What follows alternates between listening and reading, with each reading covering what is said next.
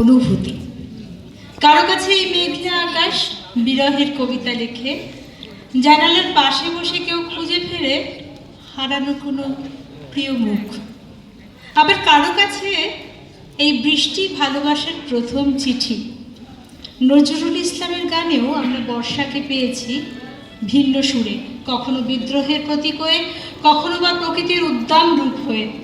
আর লালন সাইজির গানে বর্ষা যেন হয়ে উঠেছে জীবনের এক আধ্যাত্মিকতার নিবিড় রূপক। মেঘ বৃষ্টির খেলার মধ্য দিয়ে তিনি খুঁজেছেন মানব জীবনের গভীরতম সত্য। সেই সত্য নিয়েই মঞ্চে হাজির এখন অমৃতায়ন ও বাণীবিতান সঙ্গীত সংস্থা, যার পরিচালনায় আছেন ইন্দ্রাণী বন্দ্যোপাধ্যায়। এবং যে সমস্ত শিল্পীরা আজকে সঙ্গীত পরিবেশন করবেন তারা হলেন প্রযুক্তা বিশ্বাস, ঋতমা নায়েক, সানন্দা বায়াল, দেবপ্রিয়া অধিকারী, সৌমিলি মোদক, সৌমক দাস, মৌপ্রিয়া সর্দার, বৃতি দাস, শুভশ্রী মণ্ডল, জয়শ্রী রায়। সঙ্গীত পরিবেশনে অমৃতায়ন ও বাণীবিতান সংস্থা, পরিচালনায় ইন্দ্রাণী বন্দ্যোপাধ্যায়। নমস্কার সকলকে। আমাদের প্রথম নিবেদন একটি দ্বিজেন্দ্র গীতি।